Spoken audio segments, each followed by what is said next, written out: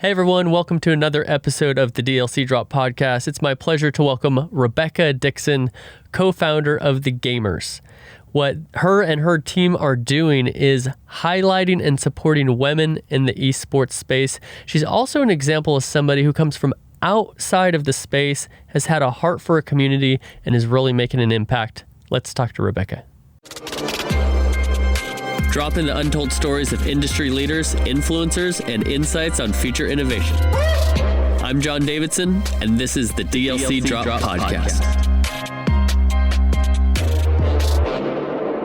All right, everybody, I am very excited to welcome Rebecca Dixon, co-founder and CMO at The Gamers. I love, Rebecca, what you guys are doing over there, advocating for women in esports and gaming.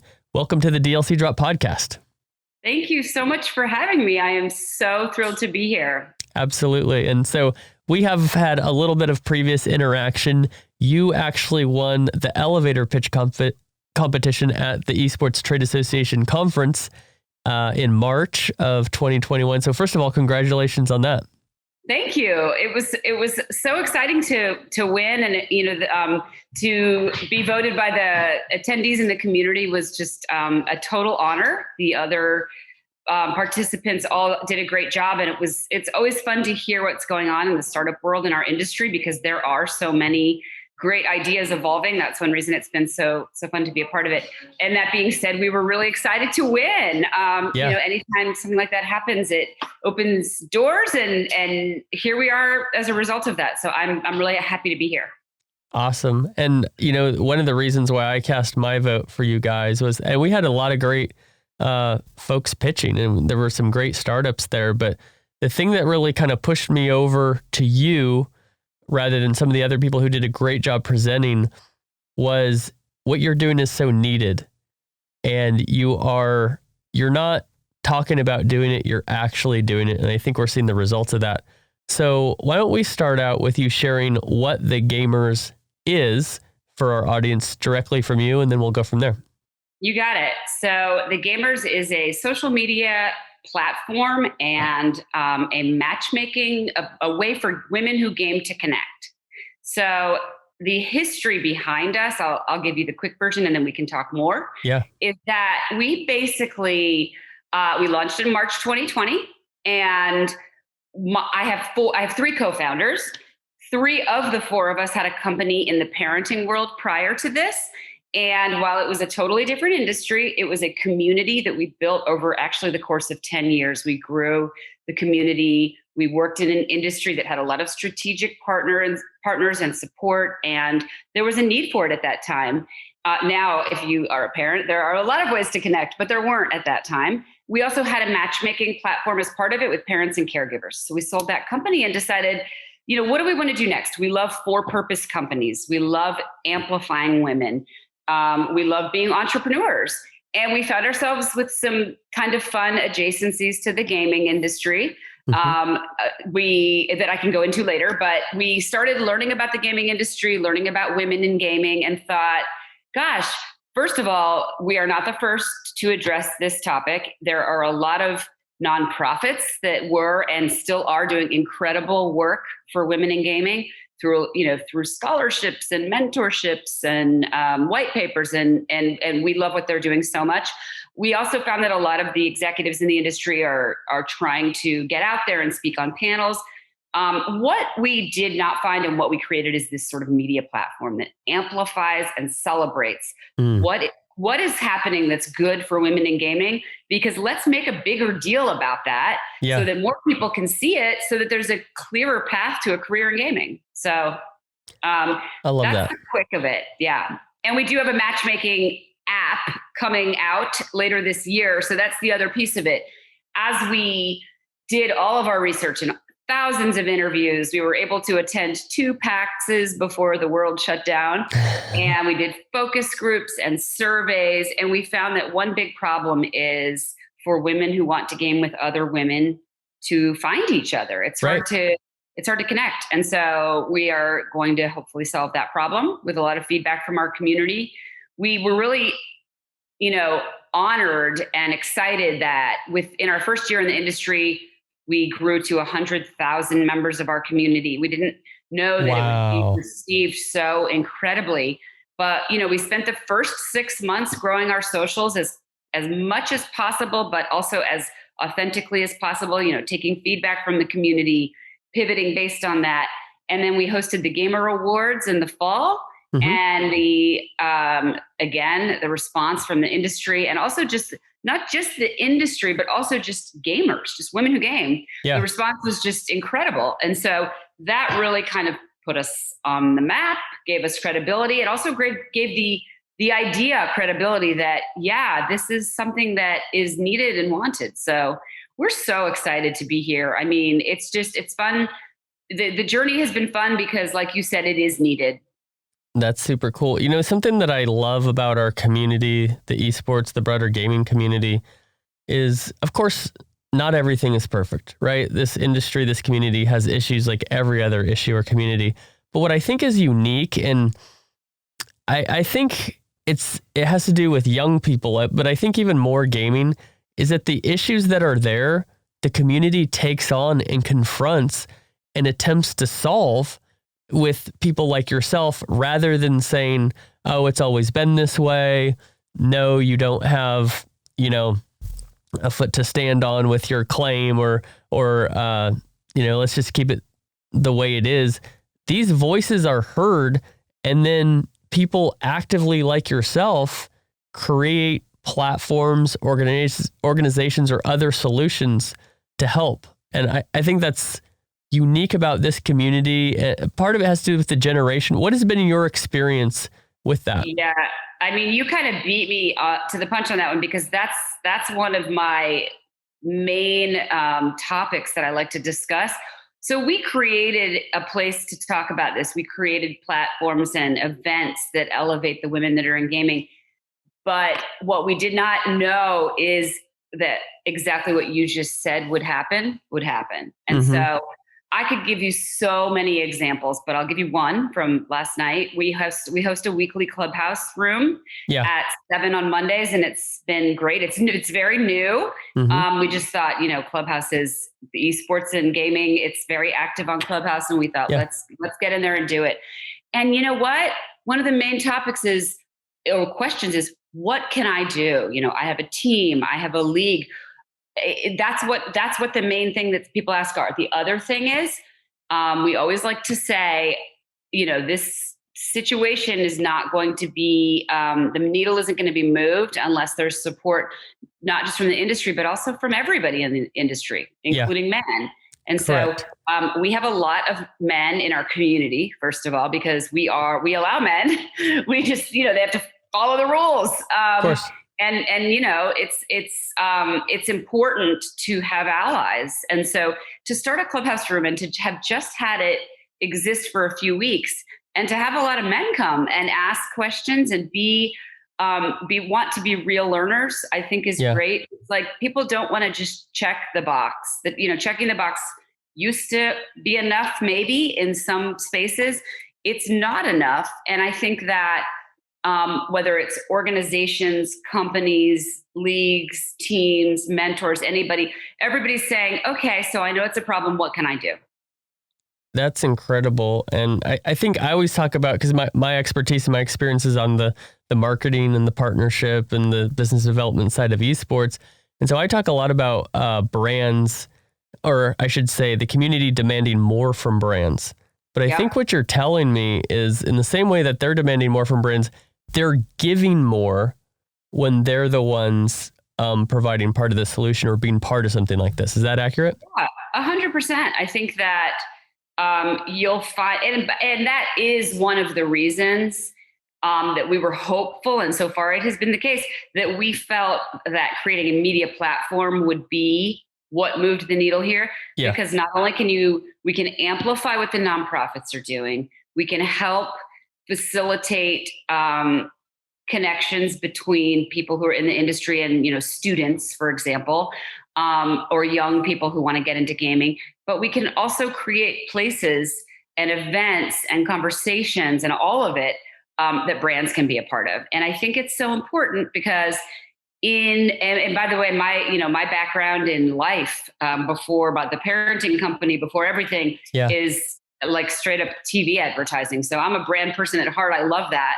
And that being said, this kind of brand partnership sort of space is new and different and good, because brands are really trying to get behind what they're trying to the issues they're trying to get behind. And so, if you look at a category like health and wellness, that doesn't necessarily seem, if you're in gaming, that health and wellness is a category that's common here, but it's not intuitive, right? But yes. I think a lot of brands in that category have said, first of all, there are a lot of mental health issues that gaming can help, is a good tool for. Sure. There are, all of these sort of positive aspects that brands can bring to the table. I think they're doing. And and then you overlay that into the context of women. And it just, it's a positive conversation for everybody. Yeah. You mentioned something a little bit earlier about men being involved and men helping and being advocates. What can you tell our male audience here to be advocates for women in gaming, outside of gaming? What can we as men do to support you ladies? It's such a broad question. And so there are many answers. And I wouldn't say that I personally am even qualified to answer all of them, but I can give you a few examples. Yeah. So one is just a no tolerance for actual, harassment in game. So on a very micro level, if you're a gamer, and this is a question that came up last week when I was speaking with a bunch of students, and somebody was saying, I game in a group with my sister and she's the best one of all of us. And it's fine. There's no, toxic behavior there because they're all friends and they know. But then his sister, in other situations, he said, what could I do?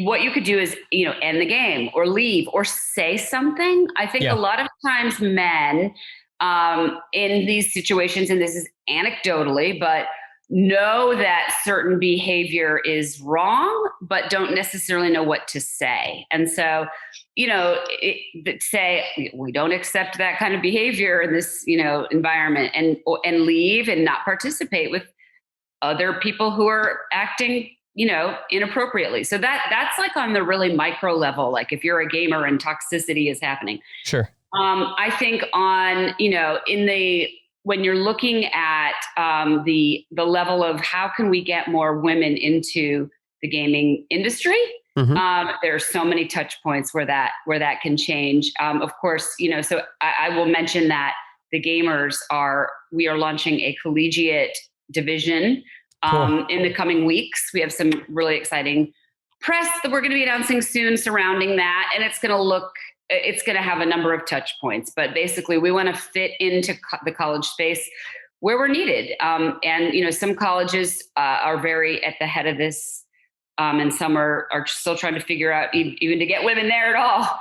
So there's a big spectrum, but we're excited to be getting in that space. But to your question about what can men do, as we have realized that, there's so many collegiate gamers and we should, we need to get involved in college. In terms of getting those college students into the industry, I think there are a lot of ways to just try to provide mentorships.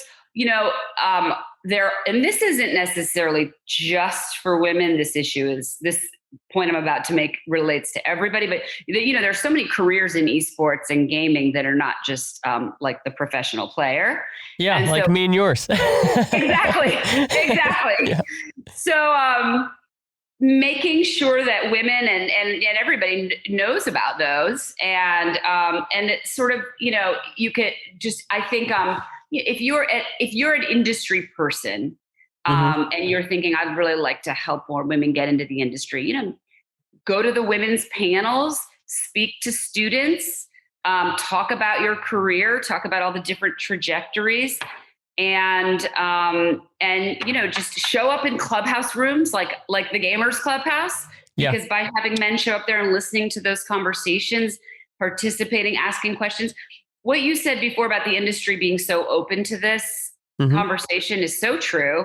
And so I think just making sure that the conversation continues to stay relevant is the most important thing. Yeah, that's a great point. Us males supporting our female colleagues and counterparts and friends, I think is what you're saying. Also holding each other accountable to make sure that we're all behaving in the way that we should. I was on a virtual conference type of a thing with a company I'm part of called Dallas Influencers in Sports and Entertainment, DICE, out here in Dallas. And they had an event for Women's International Month. Is that what it was in March? I'm trying to. History Month. Yeah. There you go.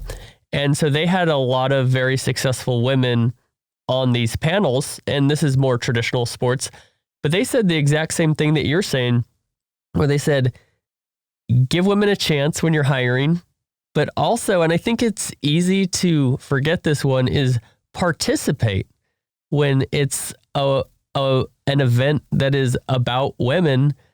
Bring your friends, make sure that we are supporting each other equally. And that's something that I think a lot of people can just overlook because they don't think about it. And it's a profound way to make an impact, it sounds.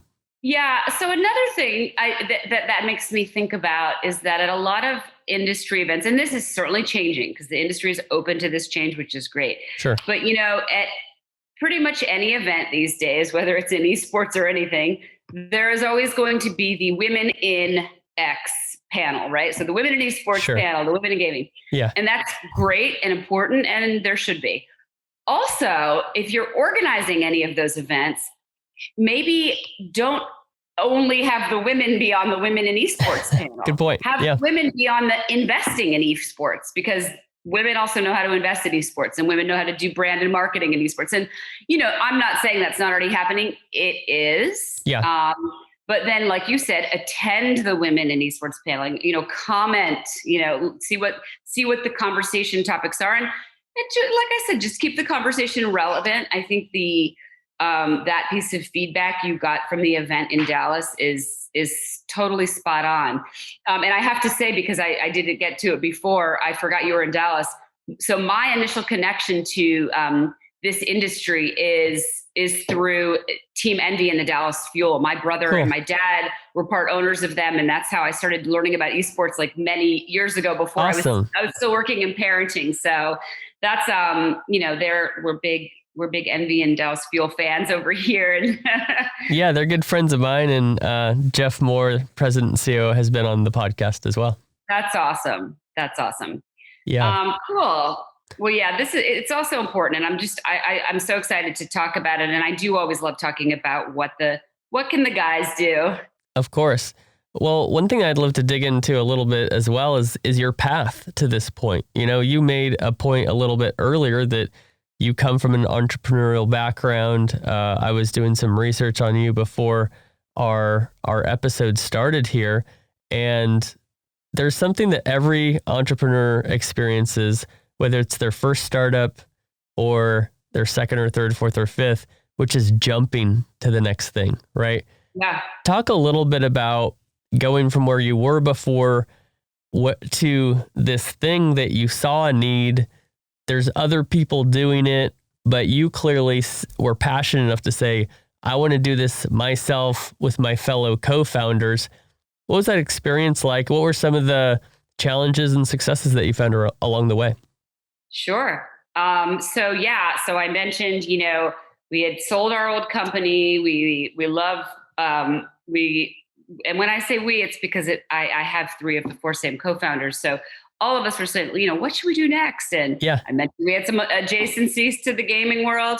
My connection to Team Envy, and my co-founder was doing some video game toy design with a gentleman named Al Khan, who was the visionary behind Pokemon and Teenage Mutant Ninja Turtles. Cool. So we started learning about the gaming industry, just because once you sort of like learn a tiny bit about it and then peel away a little bit, it's like, wait, how big is that industry? And how many, what's the percentage of women? it's just, it's almost unbelievable at first. Absolutely. Like truly unbelievable. So we're starting to think about it. And then we thought, and we're big researchers and as entrepreneurs. Mm-hmm. The moment that we said, we want to do this, is we found ourselves, one of my co-founders and I found ourselves at a very corporate conference at Goldman Sachs.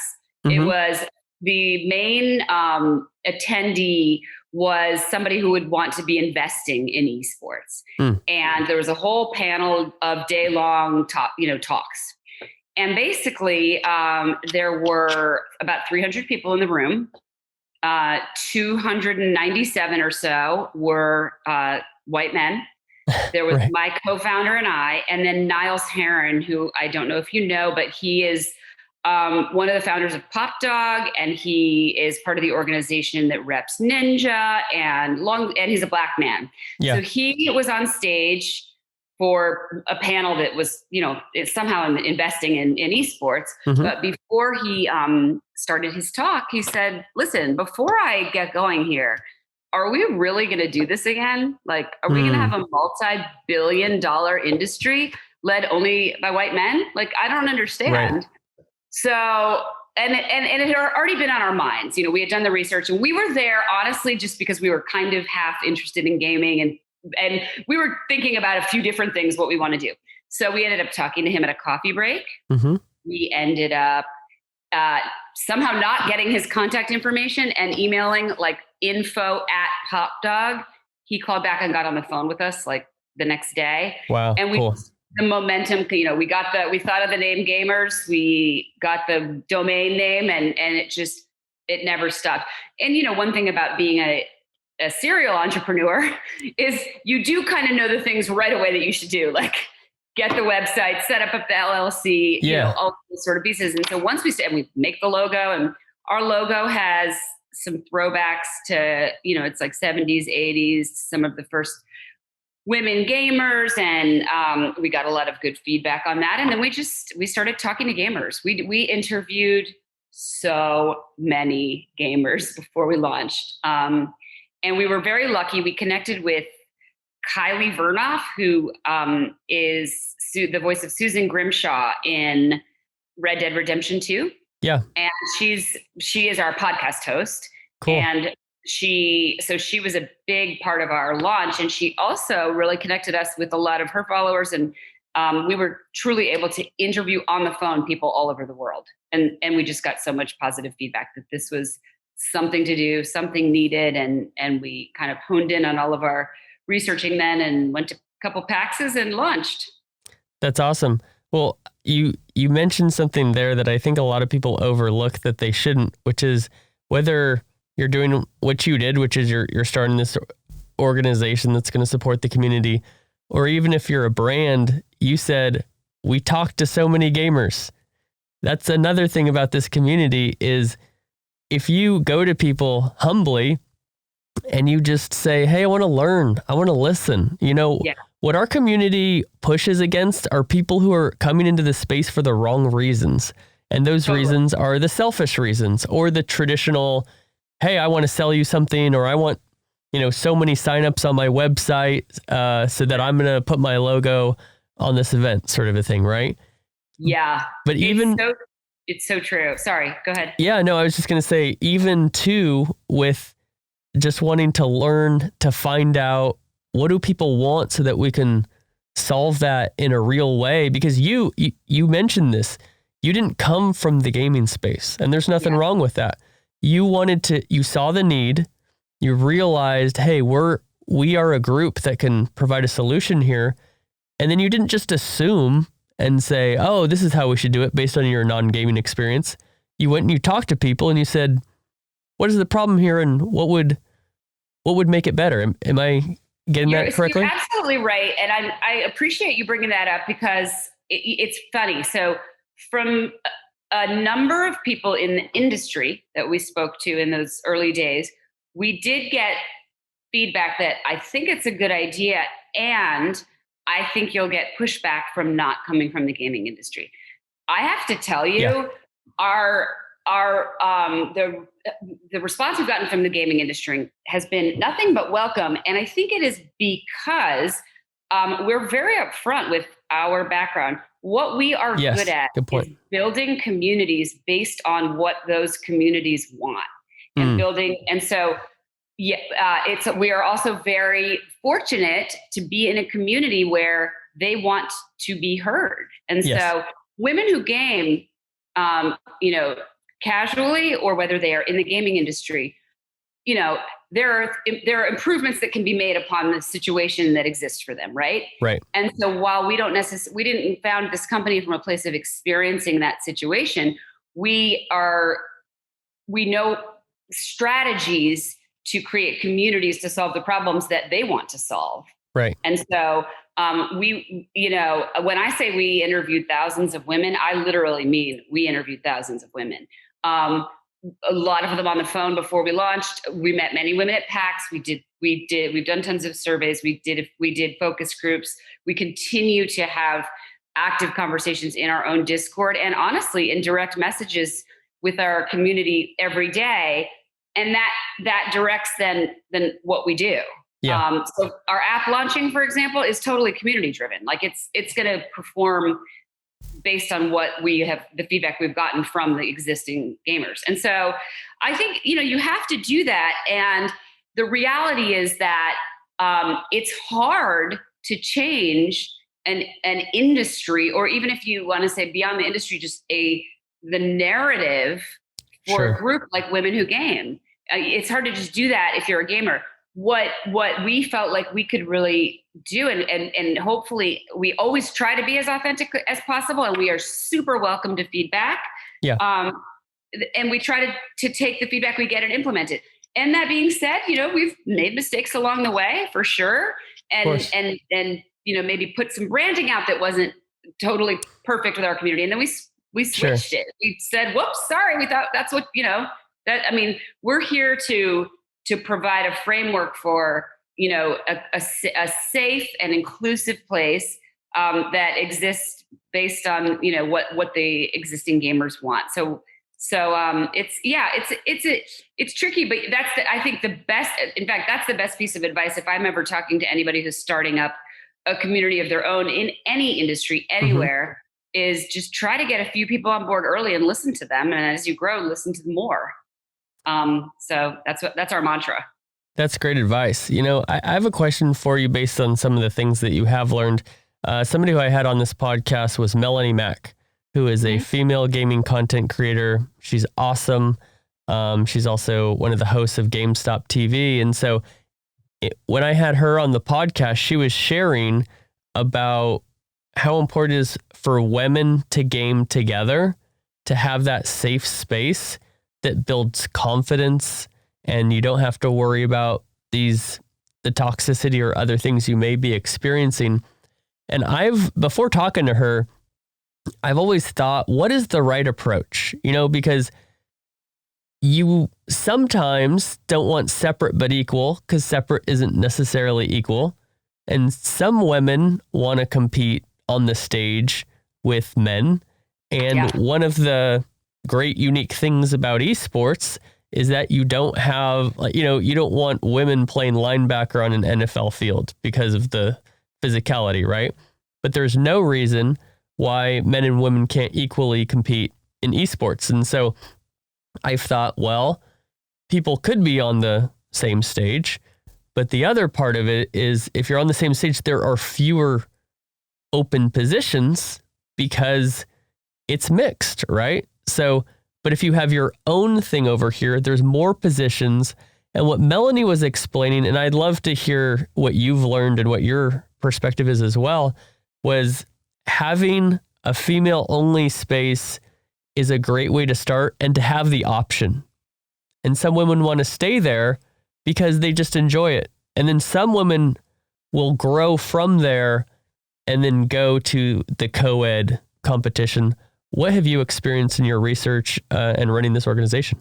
I think I agree with her a lot. And what I would say is, first of all, the Gamers as an organization doesn't necessarily take a stance on this, because this is something that can get get feelings really riled up, even between women, because there are two arguments, and you outlined both of them really well. What I personally think that I have heard the most is that, listen, while the industry is very open to this conversation, and while we are getting a lot of good movement in the right direction. We still have a very, very long way to go. I mean, the numbers aren't great when you look at how many women got scholarships and all all these things. Yeah. So I think the most common thread, and this is just anecdotal because I'm just one person, and we certainly have had a lot of success. But as I have been in this industry now for almost 2 years, a year and a half since we launched, whatever, I think it's at a minimum we need it in the short term, because at least then it gives. I think you mentioned Melanie said, to build confidence, to create safe places to game, to just take out all of the things that could create any sort of negativity in when women are gaming, certainly when they're younger. Sure. So for a short-term solution, having women's only teams and women's only tournaments and women's only gaming, communities like the gamers, I think it seems to just make a lot of sense. Yeah. And frankly, it's not even really my decision or thought. That's what a lot of women who game are looking for. Yes. In the long term, if everything just becomes equal and it's just all great, is there still a place for it? Maybe. I mean, guys, there are situations in life when men and women sometimes hang out separately.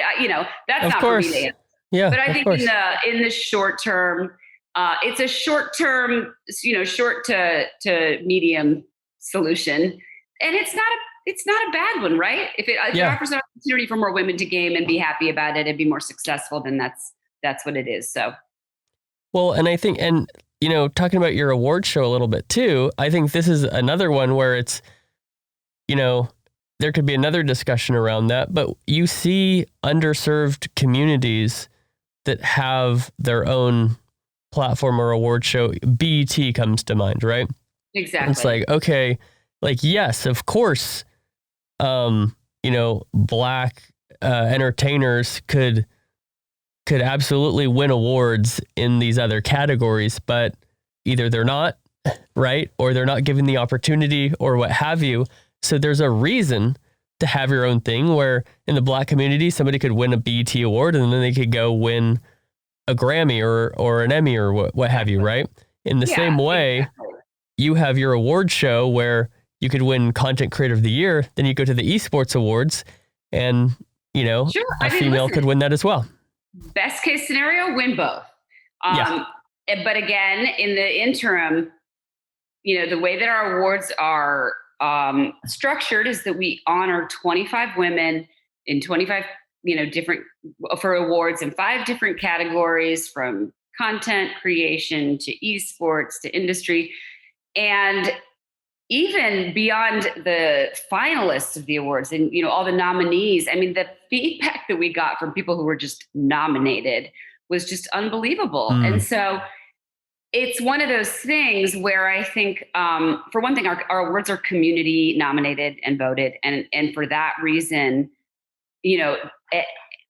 so many wonderful women had the opportunity to be honored for things that they wouldn't otherwise be honored for. And so what I always do when I'm sort of trying to think about and explain why things that we're doing at the Gamers are relevant, I go back to our original mission, which is to celebrate and amplify women in gaming in order to create a clearer path to a career in gaming, or to normalize gaming for casual gamers. And so if you honor 25 women, if it goes viral on Twitter, if it lands on the front page of Twitch, all these things that happen with our awards, people are like, wow, there are a lot of women who game who are awesome. And that's a good thing right now, Absolutely. Well, you mentioned about, careers in gaming, and that doesn't just have to be a player like we talked about before.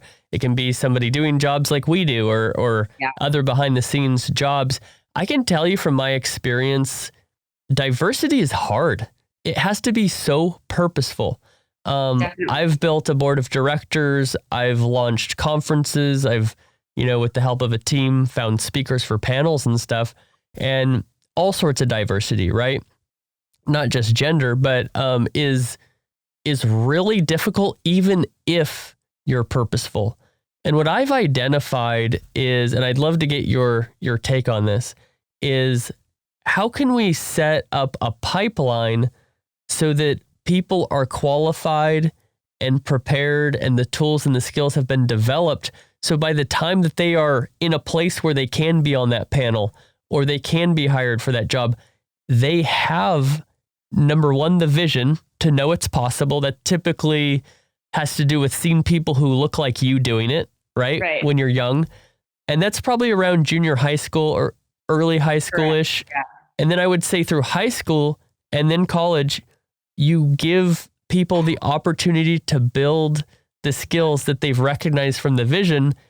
And then it's a lot easier to fulfill the diversity, both gender and race, because one of the problems is finding qualified people, and yeah, I agree. And I think you have to come at it from both sides. And I also want to take this moment just to say, because I don't think it has come up yet, that, while we're the gamers, diversity, equity, and inclusion, in every way are a thread of what we do. Yes. And I have my two co-founders who were at my parenting company with me, and our fourth co-founder, Verda Maloney, has a career in creating inclusive spaces with, everyone from the Gates Foundation to the New York City Board of Ed, and she started schools. And so it's also connected and important. And I bring that up because you do have to be intentional about it. So I think one thing that I can share with you that we have done at the Gamers is because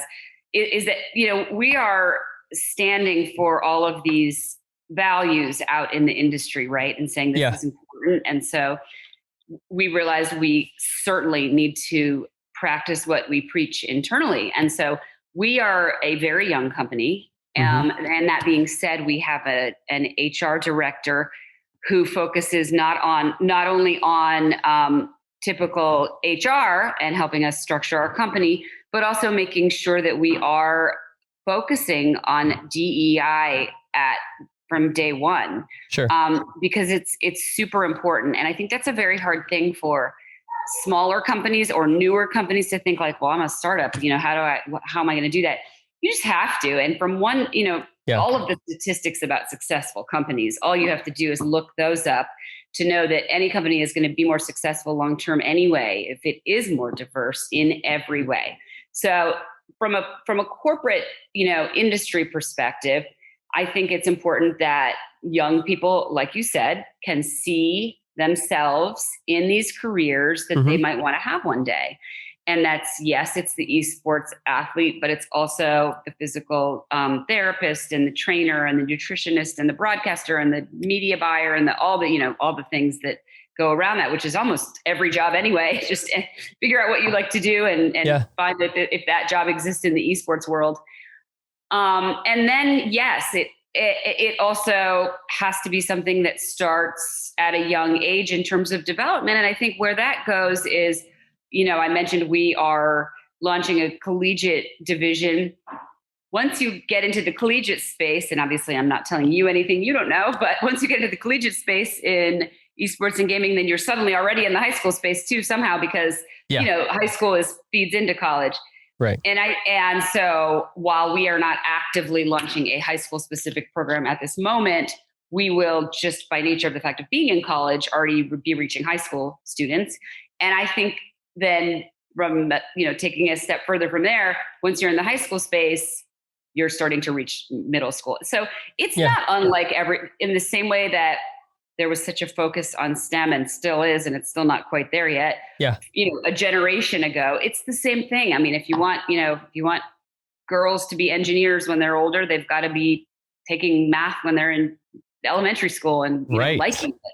Yeah. If you're just looking for it when you need it, and you're not looking earlier in the education cycle and the experience cycle, then you don't have the people that you need, because you do need those qualifications. It is important that people can do the job, right?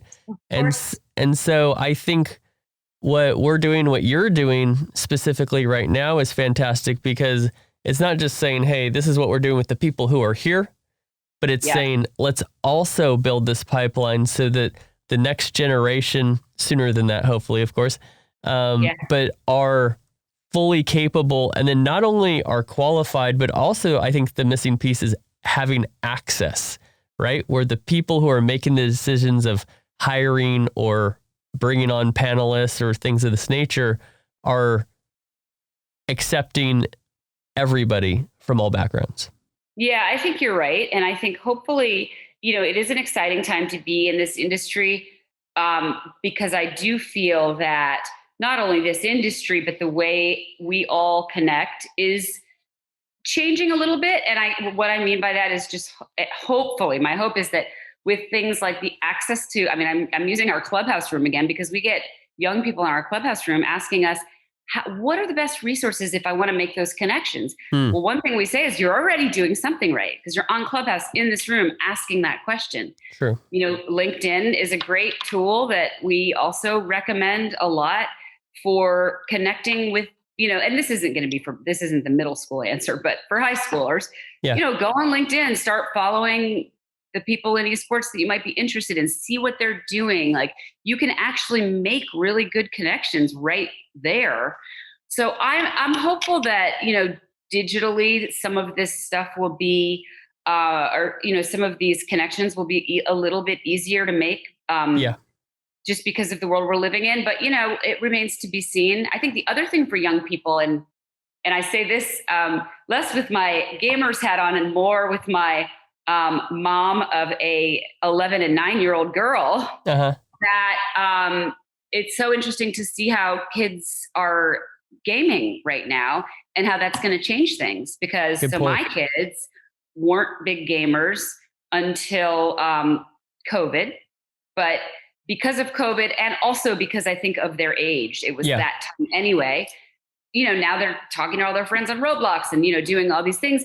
And obviously I work in this industry, but I think it is changing too, the gamification of everything and sort of social networks in Roblox. And I wonder what effect that will have on access and connections and seeing yourself in games and in the industry. I'm very hopeful that like you said, before a generation, that it will be easier to for all young women to see themselves in gaming more than they do now. Yeah, well, it definitely seems like with the help and the work that you're doing, that's definitely going to take place. Before I let you go at the end of this episode here, can you tell me, what do we have to look forward to with the gamers, whether there's anything you're working on, you want to tease, or you're just looking for in this industry?